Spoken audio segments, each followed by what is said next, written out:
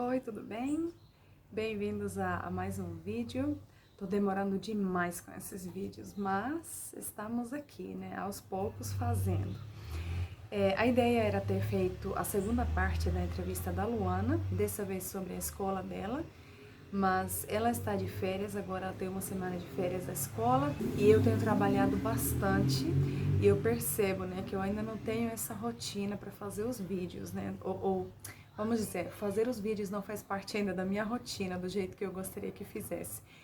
Então, quando aperta vamos dizer, no trabalho, por exemplo, em outras áreas da vida, a primeira coisa que eu deixo de fazer são os vídeos. Eu percebo a mesma coisa no Insta, eu paro de postar no Insta quando eu tô muito ocupada, né? Então, é isso que acontece, mas estamos aqui agora e vamos fazer mais um vídeo.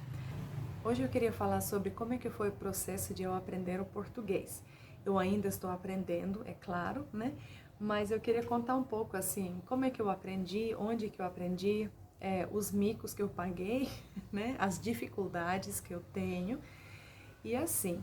Então, português, das línguas que eu falo, português é a última que eu tenho aprendido e estudado mesmo. Eu comecei a aprender português na faculdade. Eu fiz faculdade na Inglaterra e um ano de português foi obrigatório na minha carreira. A maioria dos alunos deixavam esse um ano de português para o último ano da faculdade. Mas como eu já entrei numa turma avançada de espanhol, que era outro requisito também do nosso curso, me recomendaram pegar o português logo no primeiro ano e eu fiz isso.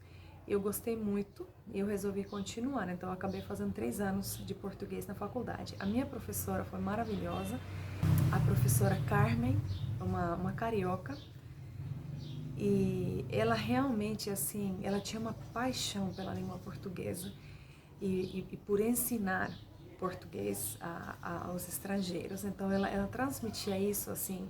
Eu lembro que acho que foi no segundo ano, quando ela começou a passar a redação. Toda semana você pegava ela dava alguns títulos de redação, você tinha que escrever assim curto, assim 200, 300 palavras. Você entregava para ela na próxima semana, ela corrigia, só que ela não corrigia assim, dizendo, olha, você errou e tem que ser assim. Ela só sublinhava tudo que você tinha errado. E aí a sua tarefa era pegar aquilo e pesquisar o que você errou aí e como é que deveria ser.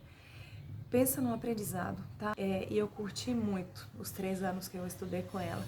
O que eu achei do português, assim, a base de espanhol, que eu já falava assim, vamos dizer, fluentemente, né? Na época que eu comecei o português, eu achei fácil no quesito, assim, vocabulário, né? Porque quando você fala espanhol, você pega um texto em português e não é difícil de entender, né? A maioria dá para entender. É claro que tem palavras que são diferentes, tudo mais, mas assim, não é que nem pegar um texto em qualquer outro idioma que não tem nada a ver, né? Então, como são relacionados, espanhol e português, então eu não achei muito complicado nesse sentido. Agora, o que foi difícil foi a pronúncia. A Carmen, eu sei que ela fez tudo possível, assim, pra gente pronunciar certinho, né, aprender direitinho. O que foi difícil pra mim foram os nasais, assim, falar mãe, falar azul, essas coisas, estação, né, porque em espanhol não tem isso, muito menos em finlandês, que é a minha língua materna, né, então, assim, é a única língua que eu falo que tem esse tipo de sons, né, e esse nossa, foi muito complicado no começo. Eu lembro de ter pensado, olha, é que nem o espanhol, só que falado tudo errado, a pronúncia tá errada, né? Essa foi a impressão. Quando a primeira vez que eu vim pro Brasil foi peraí, nossa, 99, 1999, passei o Réveillon aqui em Rondônia, passei Natal em Curitiba e o Réveillon em Rondônia foi. Mas o primeiro lugar que eu fui foi Salvador. E eu estava viajando com uma amiga finlandesa que tinha feito um intercâmbio em Curitiba e ela falava muito bem o português, né? Muito melhor do que eu. Eu nunca tive ou nunca tinha tido a prática, né? Eu tinha estudado já 2 anos na faculdade, mas nunca tinha visitado um país que falasse português. Então, assim, faltava essa parte, né? E nessa, a gente ficou numa família de uma amiga da minha amiga, né? E nessa família, quem também estava lá era a avó, que era do interior da Bahia. Aí vocês imaginam a comunicação. Olha, nem eu entendia ela, nem ela me entendia. Eu lembro que eu fui falar alguma coisa com ela sorrindo, toda assim educada. Quando eu terminei o meu assunto, ela virava para minha amiga e falava assim: o que ela falou? Eu falei, gente, não acredito. Eu juro que eu tava falando um português totalmente entendível, né? Pelo jeito eu não tava.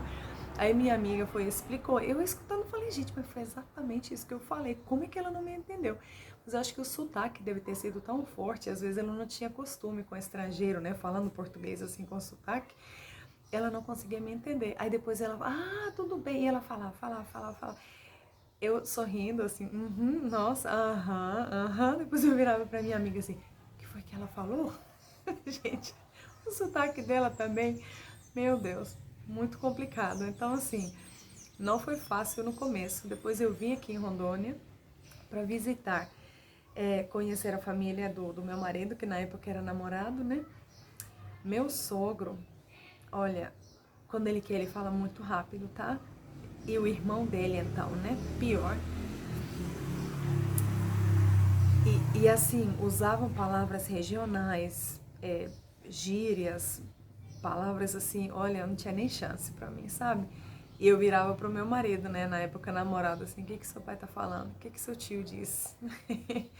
Muito difícil. Eu falei, gente, mas não é possível, já estudo 2 anos essa língua, eu não entendo essas pessoas. O começo, às vezes, quando você tem que pôr em prática, é complicado, tá? Essa foi a primeira vez, primeiro contato, assim, que eu tive aqui no Brasil. E realmente não foi muito fácil, mas a gente vai acostumando, né, e aprendendo.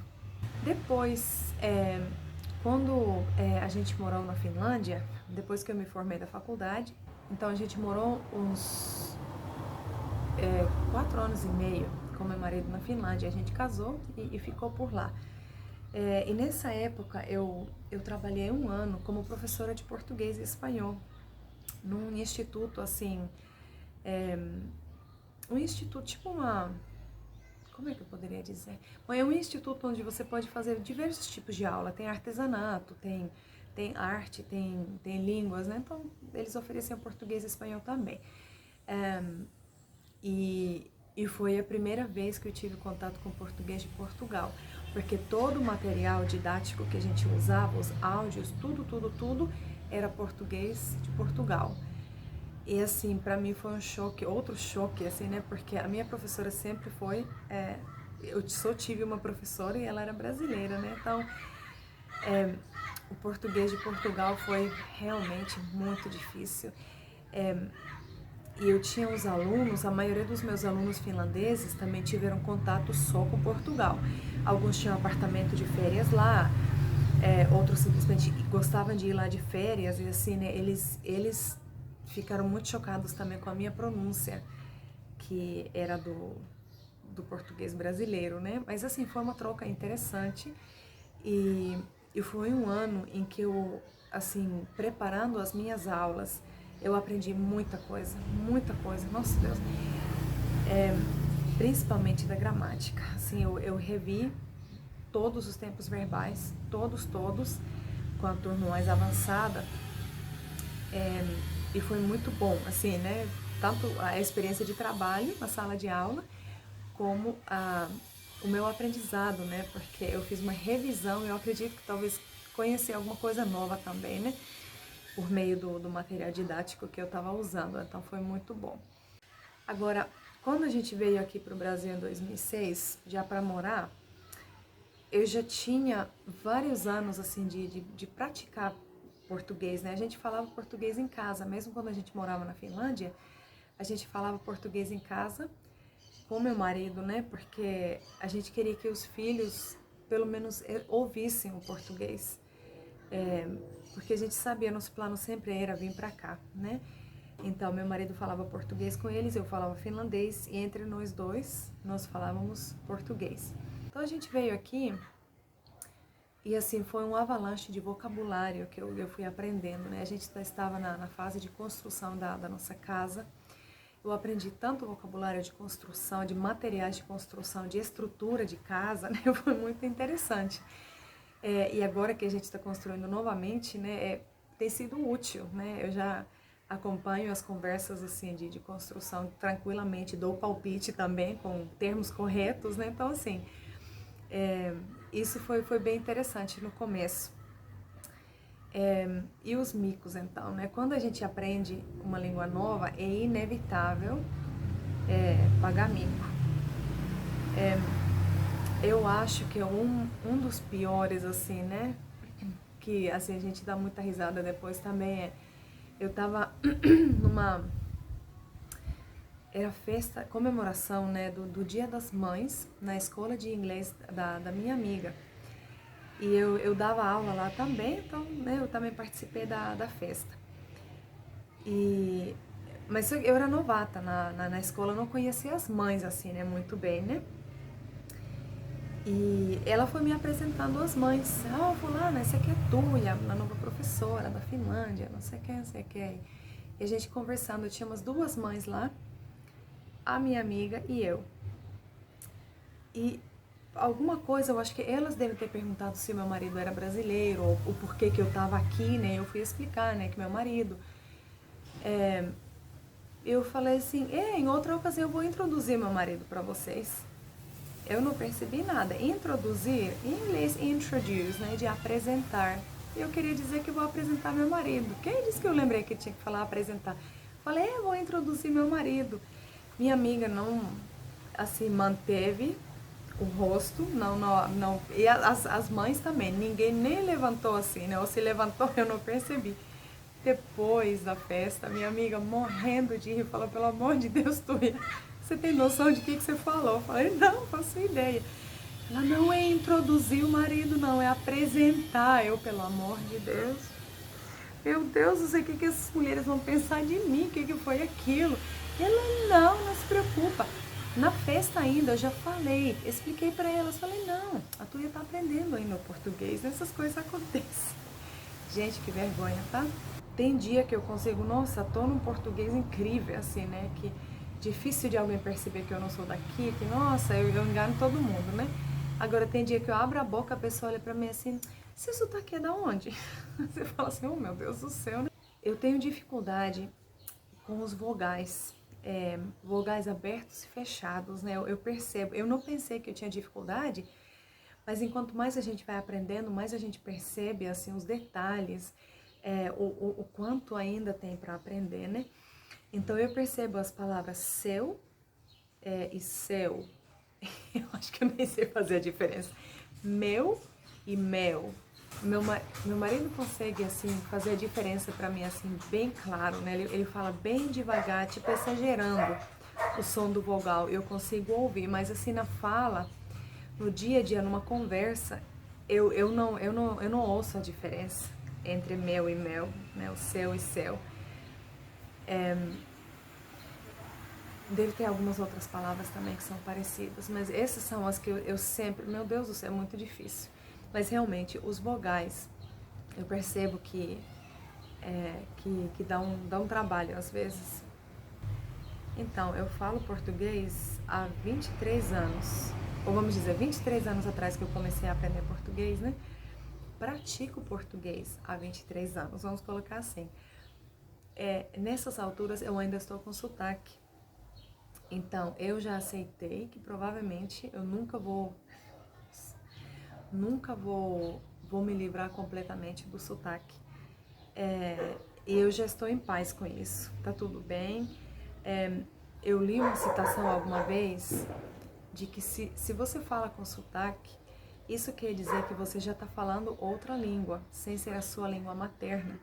Isso já é uma vitória, né? Então eu penso assim, né? O importante é conseguir se fazer entender e entender o que as pessoas falam, né? E isso eu dou conta. Então consigo trabalhar em português.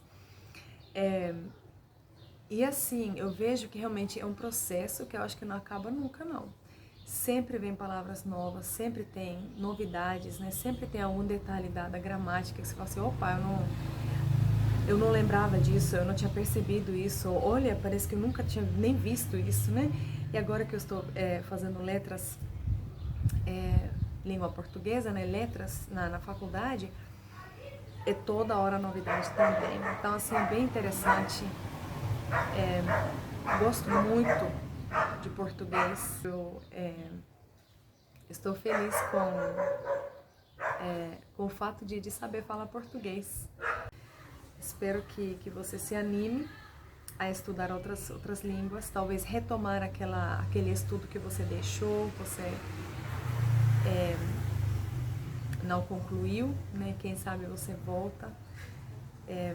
Eu acho que é uma riqueza muito grande poder falar outras línguas, então assim, gostaria que as pessoas se animassem, se esforçassem para, dentro da sua realidade, né, dentro das possibilidades, né, de tentar aprender. É muito gostoso. E não é só a língua que a gente aprende, né? Junto com a língua vem toda uma cultura, costumes, história, tradições. E isso que é muito interessante também, né? Então, ânimo a todos, né, para estudar línguas, idiomas novos, né? E obrigado por ter assistido. Espero que você tenha gostado do vídeo. Dá um like, se inscreva no canal se você não se inscreveu ainda. E espero te ver aqui novamente. Próximo vídeo então vai ser a segunda parte da entrevista da Luana, falando mais sobre a escola dela lá na Finlândia, tá bom? Então é isso e até mais. Tchau!